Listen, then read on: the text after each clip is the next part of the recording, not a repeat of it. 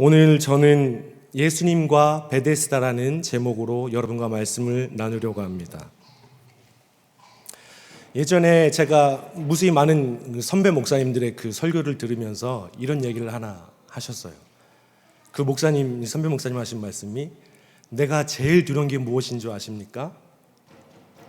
내가 이 설교를 이 교회에서 했었나 하는 그것 때문에 많이 두렵다고 하시더라고요. 여기서 했었는지 저기서 했었는지 하도 많은 장소에서 그 말씀을 전하면서 그러했던 것들을 기억하면서 제가 오늘 이 말씀 여기에서도 분명히 저와 같은 말씀을 가지고 전하신 분들이 많이 있을 거라고 생각이 됩니다. 그러나 이 말씀 가운데서 우리가 동일한 말씀이지만 늘 새롭게 우리에게 은혜 내려주시는 그분을 의지하면서 은혜 받으시는 오늘 이 시간 되시기 바랍니다. 먼저 베데스다에 대한 설명을 잠깐 해드리려고 합니다. 예루살렘 성에 들어가는 문 중에 양문이라고 하는 게 있었는데 각각 그 동서남북편에 있었던 그 양문은 양을 준비시키던 문, 양이 통과되던 문, 하나님께 예루살렘에 제사를 드리기 전에 양을 그쪽 문을 통과시키거나 아니면 그 옆에 있는 베데스다 못에서 양을 씻기던 그러한 문이 있었다고 성경은 전하고 있습니다. 그 바로 옆에 베데스다라는 연못이 있었는데 이 베데스다가 예전에 저도 이제 인터넷으로 찾아보니까요, 베데스다 못이 너무나 작은 것들을 보게 돼요. 너무 작은데 이게 맞아? 사람들이 모일 만큼 이 정도밖에 아니야? 라고 생각했었는데 자료를 더 찾아보면 그냥 쉽게 말하면 그때의 베데스다 못은 대략 축구장 정도의 크기의 못이었습니다. 이게 시간이 지나면서 많이 개축하고 바뀌면서 점점점 작아졌던 것이 오늘날의 베데스다 연못입니다. 그렇다면 우리가 그때 예수님 당시에 있었던 그 베데스다를 상상하면서 이 연못 주위에 모였던 많은 병자들, 혈기 마른 자, 아픈 자, 다리 저는 자, 여러 병자들을 생각해 봐야 될 것 같습니다.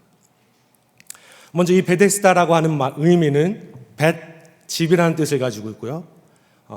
헤세드, 이번 금요 성령 집회 때 손 목사께서 이 헤세드에 대해서 이제 설명을 해주셨어요. 긍휼, 자비, 은혜, 아주 신학적인 깊은 이야기를 많이 하셨지만 저는 이 은혜의 집, 베세다 은혜의 집이란 이 뜻을 자비의 집, 자비라는 관점에서 좀 살펴보고자 합니다.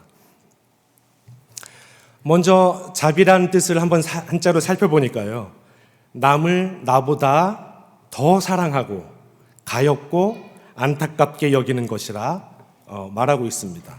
이게 사랑할 자자, 슬플 비를 쓰면서 자비라고 정의하고 있습니다. 제가 이 말씀을 준비하면서 여러 많은 설교들도 보고 자료들을 보면서 제가 묵상하면서 깨닫지 못했던 것들을 하나 발견했어요. 그거는 구약학 교수였던 웨스트민스터 신학대학교에 계신 김근주라는 교수가 계신데요. 그분이 이 베데스다를 향해서 이 베데스다는 공정한 사회였다라고 하는 글들이 하나 있어서 잠깐 그 부분을 같이 소개하면서 말씀을 같이 이어나가고자 합니다. 이곳 베데스다에는 기적의 이야기가 있었습니다.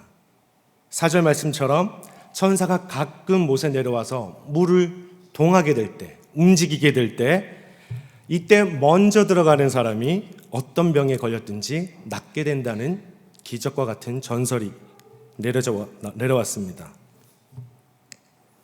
이곳에는 성경 기록한 바대로 많은 병자, 맹인, 다리 저는 사람, 혈기 마른 사람들과 같은 병자들이 인산인해를 이루며 물이 움직이기를 기다리고 있었습니다. 여기에 공정함이 있다라고 말했던 그 자료를 소개시켜 드린다면 이 베데스다 연못에는 어떠한 병자든지 누구든지 어떠한 처지에 있든지 상관없이 모두에게 열려 있다. 그런 의미에서 공정하다라고 말합니다. 두 번째로는 물이 언제 움직일지를 몰라요. 그래서 온전히 자기의 노력을 가지고 계속 지켜봐야 언제 움직이는지 보고 뛰어들어갈 수 있다는 점에서 공정하다라고 말하고 있습니다. 저는 이 부분을 전혀 생각하지 못했었습니다. 그냥 이 베데스다 하면 비극 이런 부분만 생각했었습니다. 이후에 저는 여기에 왜 이게 비극인가라고 말씀드리고자 합니다. 분명히 자비의 집이란 이름을 가지고 있는데 이러한 공정함을 가지고 있음에도 왜 이곳이 비극의, 자비의 집이 아닌 비극의 집인가? 자비의 집이라고 불리지만 실제 자비를 찾아볼 수 없기 때문에 그렇습니다.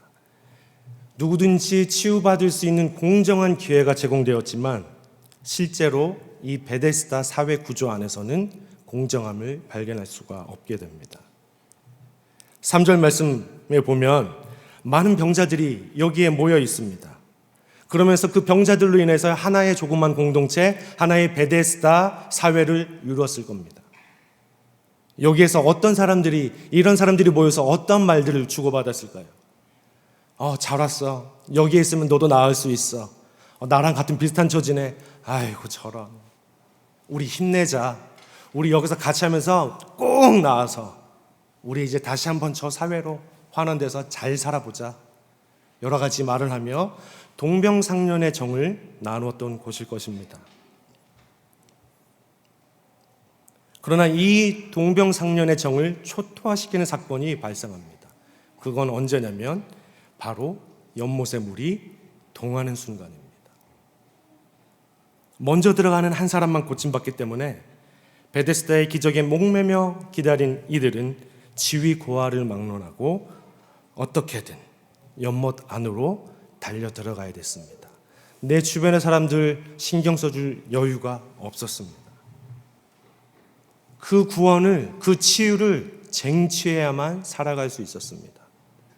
낫고자 하는 이상 곁에 있는 모든 사람들은 원수로 변하게 되고 맙니다.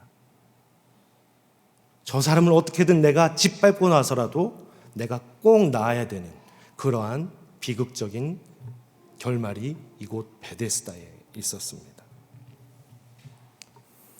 이쯤 되면 우리는 어떤 병자가 이곳에 들어갈 수 있었을까? 자연스럽게 생각해 볼 수 있습니다. 3절의 말씀을 다시 한번 같이 볼까요? 제가 읽겠습니다. 그 안에 많은 병자, 맹인, 다리 저는 사람, 혈기 마른 사람들. 여기까지 읽겠습니다. 어떤 병자들이 있었는지 이렇게 나와 있어요. 근데 이 사람만 있었을까요? 병자들이 이런 사람만 있었을까요? 누구든지 내가 아프면 나는 거기 가서 나아야지 라고 생각하면서 많은 사람들이 몰려오지 않았을까요? 여기 말씀에서 언급하지 않은 사람들, 같은 질병을 가진 사람 중에서도 더 많이 아픈 사람, 덜 아픈 사람 있을 수 있겠죠? 부자도 있을 것이고 가난한 자도 있었을 것입니다. 그리고 도와줄 수 있는 가족이 있는 사람이나 친구가 있었던 사람이 있고, 그리고 전혀 아무도 없는 혼자 있는 사람도 있을 수 있습니다. 키가 큰 사람, 키가 작은 사람, 젊은 사람, 나이 든 사람, 남자냐 여자냐, 어린아이였냐 임신부였냐, 볼 수 있던 사람이었냐 보지 못하는 사람이었냐, 다리가 불편한 사람이었냐 불편하지 않은 사람이었냐, 손가락 하나 없어졌던 사람이냐 두 개 없던 사람이냐 세 개 없던 사람이냐, 이렇게 따져보면 정말 많은 조건들이 이 안에 있음을 발견할 수 있게 됩니다. 이제 이러한 조건에서요, 연못이 움직였다고 한번 생각해 보십시오. 이런 무수히 많은 병자들, 여러 종류의 병자들이 물이 움직인 순간 이 사람들은 어떻게 했을까요? 어떤 일이 벌어졌을까요? 그냥 가만히 앉아서 너가 먼저 나. 나는 예수를 믿는 사람이기 때문에 너에게 양보할게. 나는 하나님을 믿는 자이기 때문에 너에게 양보할게. 너부터 먼저 살고 나는 죽어도 괜찮아. 이렇게 하기 위해서 이 베데스다에 왔을까요? 아니면 뭔가를 막대기나 도끼나 칼이나 모든 무기를 동원해서라도 휘두르면서 내가 먼저 살 거야. 너 죽어도 상관없어. 라고 달렸을까요? 한편으로는 이것에 힘이 있거나 부자 있는 사람이 있다고 한번 생각해 보겠습니다. 저 같으면 부자라면 이렇게 생각했겠어요. 나는 아프니까 요쪽에 좀 편히 쉬고 있을 테니까 자, 사람들 저기에 쫙 깔아놓고 천사가 움직였을 때, 물이 움직였을 때 사람들 다 막아서 그때 나는 천천히 여유롭게 들어가서 병을 고칠 겁니다. 그렇겠죠. 멀리 산다면 가까운 데 집을 하나 빌리겠습니다. 가난하거나 힘없는 이 약자는 나지막한 희망마저 강자들에게 갈취당했을 가능성이 너무나 많은 곳이 이 베데스다 못이었습니다. 네가 죽어라. 어쩔 수 없다. 네가 그렇게 태어난 것을 어떻게 하겠냐. 네 부모를 원망해라. 뛰는 놈 위에 나는 놈 있다고요. 모든 수단과 방법을 가리지 않는 사람들 앞에서는 속수무책으로 당할 수밖에 없는 이 베데스다. 제가 이렇게 말씀드린 것에 대해서 과하게 상상했다고 생각하시는지요? 아니면 어느 정도 수긍이 간다, 그럴만하다라고 동의하시는지요? 이곳에서 기적을 쟁취하려는 그 모든 병자들은 자신의 아픈 곳을 이를 악물고 참아내고 어떠한 비난도 감수하고 비열하고 치사한 방법도 서슴지 않고 일삼으며 그 기적 속으로 돌진했습니다. 여기 38년 된 병자도 안간힘을 다해서 살아보려고 움직이려고 노력했습니다. 왜냐하면 이번 한 번만 이 아픔을 딛고서라도 이번 한 번만 들어가게 되면 나는 나을 수 있다 라는 그 희망 때문에 말입니다.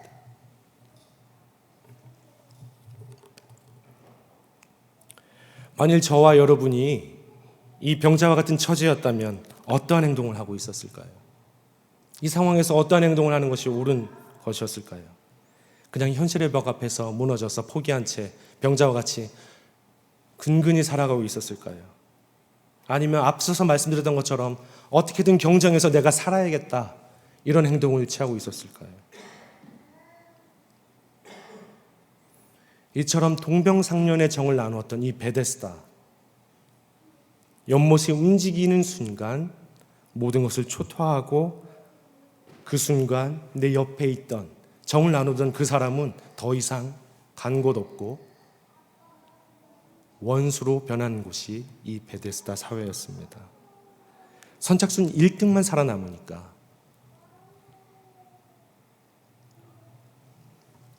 분명히 베데스다는 공정하게 열려 있지만 비극을 담고 있는 곳이기도 합니다. 둘째로 여기서 저는 천사도 한번 살펴보고자 합니다. 베데스다의 물을 움직였던 그 천사가 이러한 이 현실을 봤을 때 그거를 보고 정말 천사가 할 수 있는 일인가 라고 생각해 봄직합니다. 그 앞에 비극들을 여러분 들으셨잖아요. 그 앞에 여러 안 좋은 것들을 들으셨잖아요. 어떻게든 살아남으려고 하는, 선착순만 살아나는 양육강식의 그 체제만이 남아있는 그 사회에서 천사가 내려와서 물을 동하게 해서 누가 한 명이 들어가면 낫게 된대요. 그게 천사가 했다고 말하고 있습니다. 정말 천사일까? 이런 질문 하지 않겠습니까? 그래서 천사라고 이 표시한 게 오히려 저는 바꿔 생각해서 광명한 천사 아니었나? 사단, 광명한 천사가 아니었나? 그런 생각을 해봅니다. 왜냐하면 하나님의 성품 가운데에 이 모든 사람들이 서로 헐뜯고 싸우고 어떻게든 달려가고 자기만 살아남으라고 말하는 이 구조를 하게 하는 이 베데스다에 그것들을 천사가 조정했다니요. 천사 때문에 이 모든 원인 제공이 천사 때문에 일어난 것을 보게 됩니다. 그래서 더 나아가서는 내 형제 옆에 이웃을 믿지도 못할 뿐더러 내가 불안해서 이곳에서 더 이상 어떻게 움직일 수도 없는 그런 상황이 되지 않았을까 생각합니다. 여러분, 누가 물이 언제 움직일지 모르는데 이 자리를 어떻게 떠납니까? 어떻게든 여기서 가만히 앉아서 저 물이 움직이는 때를 기다려야 되지 않겠습니까? 아무것도 못하게 만들어요. 이것도 저것도 못하게 만들어요. 이 베데스다가 그렇게 만들었습니다.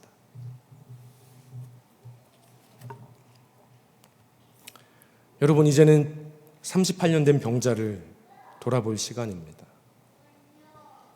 이러한 구조를 가진 이곳에서 38년 된 병자는 얼마나 오랜 기간 동안 이 자리에 있던 것일까 생각하지 않을 수 없습니다. 태어나면서 병을 가지고 와서 여기에 온 것이냐, 그 38년이란 기간이 명확하게 나와 있잖아요. 언제 왔는지, 몇 살에 왔는지, 언제 병이 들었는지, 나이가 들어서 병든 지 38년이 됐는지, 젊어서 병 들어서 38년 됐는지, 그것들은 설명이 되어 있지 않습니다. 다만 38년 된 병자라고만 기록하고 있습니다. 이 사람들이 병이 생겨서 치료를 하려고 했다면 그 기간 동안에 치료비도 정말 만만치 않게 들었을 거라고 생각합니다. 그 병을 치료하려고 얼마나 온갖 방법을 다 동원했겠습니까? 그리고 그 오랜 기간 동안에 낫지 않는 자신의 병을 보면서, 그리고 나을 수 없는 자신의 병을 가지면서 자신의 삶을 한탄하고 어느 순간 자신의 삶을 포기하고 내가 나지막이 가지고 있던 그 희망마저 점점 포기하면서 살지는 않았을까요?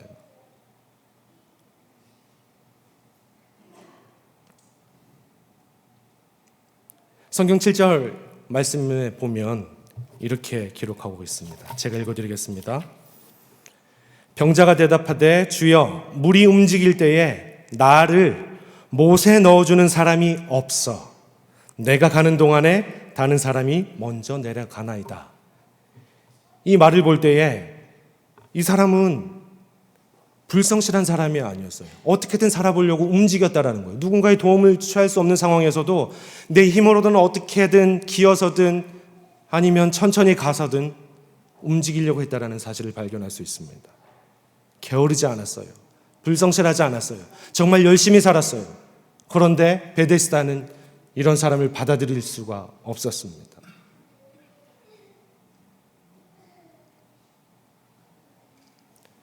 철저히 이 무한 경쟁 사회 속에서 고립된 채 살아가던 병자였음만 그 사실만을 말하고 있을 뿐입니다. 버려진 존재였습니다. 아무도 도와주지 않는, 혼자만의 힘으로 살아가야 되는 그런 병자로 38년 동안 지내왔습니다. 이러한 소망 없는 곳에 예수님께서 등장하셨습니다. 예루살렘의 명절을 지키러 올라가시던 중에 이 베데스다를 보셨고 그 38년 된 병자를 보면서 병이 오래된 것을 볼 정도로 올라가시면서 예루살렘을 바라보신 게 아니라 병자를 향해서 눈이 고정되셨습니다. 그 수많은 병자들 중에 그 38년 된 병자, 아무것도 없고 힘도 없고 나약하고 고립되어진 혼자인 그 병자를 향해서 주님은 그 시선을 병자에게 고정하셨다는 사실을 기억하시기 바랍니다. 그래서 이렇게 물어봅니다. 네가 낫고자 하느냐? 내 자리를 들고 일어나 가라. 이 물음에 이런 생각을 할 수 있어요. 정말 그 병자를 향해서 나갔을 때 네가 낫고자 하느냐? 바로 가자마자 물어봤어요. 네가 낫고자 하느냐? 아니, 이 사람이 지금 좀 정신이 어떻게 된 거 아니야? 당연히 지금 여기 있으니까 내가 낫고 싶은 사람이지 그럼 죽고 싶은 사람이겠어? 근데 왜 당연한 질문을 이렇게 물어봐? 이러한 생각을 가질 수 있습니다. 근데 여기에 보니까 성경 후반절에 가면 이 병자는 예수님인지도 몰라요. 자기를 낳은 사람이 누군지도 몰라요. 그냥 주여라고만 고백할 뿐입니다. 네가 낫게 한 사람이 누구였냐라고 말했을 때 누군지 모르겠는데요. 다시 만나서 물어보고 예수님이라는 걸 알게 됐어요. 근데 한 가지 신기한 사실은, 참 생각할 수 없는 사실은 이겁니다. 병을 낳았어요. 묻는 물음에 병이 나았는데 그냥 자리를 들고 그냥 가버렸어요. 여러분, 병을 고쳐주신다면 여러분의 행동은 어떤 행동이 바로 나오시겠습니까? 감사합니다. 정말 감사합니다. 엎드리면서 뭔가를 해줄 것처럼 기뻐하며 그렇게 하지 않겠습니까? 근데 그냥 일고 나갔어요. 자신 너무 기뻐서 혼자 나갔고 예수님이라는 걸 사실 알고 다시 만났음에도 불구하고 당신 누구세요? 이렇게만 물어봤어요. 전혀 감사함이 없는 모습을 보게 됩니다. 이 병자가 오늘날의 사회에서 우리와 같은 모습이 아닐까 그런 생각을 해봅니다. 하나님께 이 은혜를 받지만 감사할 줄 모르고 당신은 예수라고 고백하지만 예수님이 없는 것처럼 살아가고 그러한 모습을 가진 자가 우리가 아닐까요?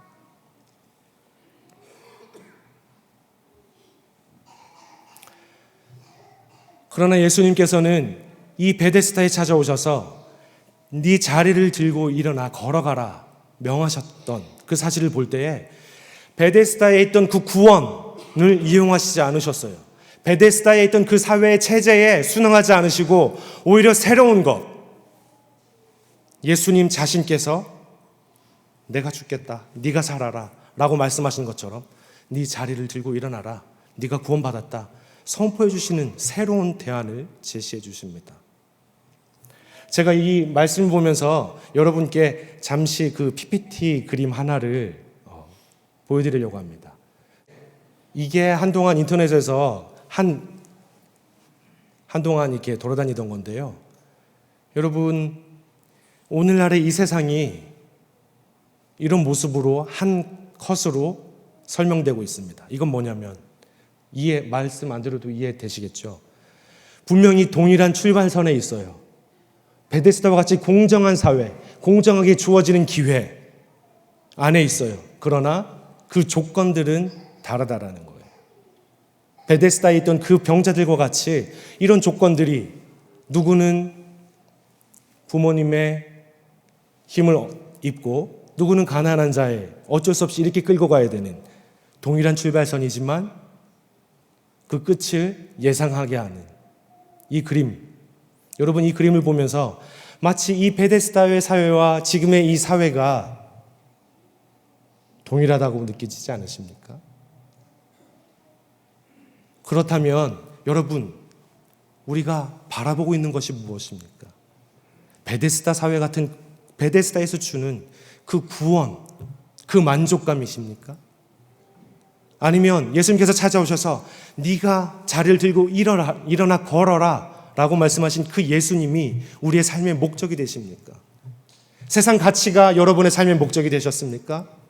아니면 하나님의 그 법이, 하나님의 은혜가 우리의 삶의 주 목적이 되셨습니까? 만약에 우리의 삶이 베데스다와 같이 그 만족감으로 살아갔다면 그 자리에서 돌이키시기 바랍니다. 예수님께서 지금 이 자리에서 여러분에게도 말씀하십니다. 그 자리를 들고 일어나 걸어가라. 그 자리를 들고 이 삶을 청산해라. 그 세상이 주는 그 만족감, 그 세상이 주는 그 모든 것들을 버리고 청산하고 이제 다른 자리로 걸어가라 라고 말씀하고 계십니다. 여러분, 감히 여러분에게 이 말씀을 가지고 여러분에게 도전합니다.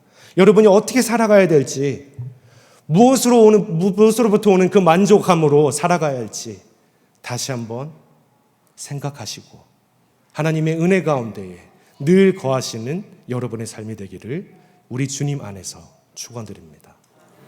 다 같이 기도하겠습니다.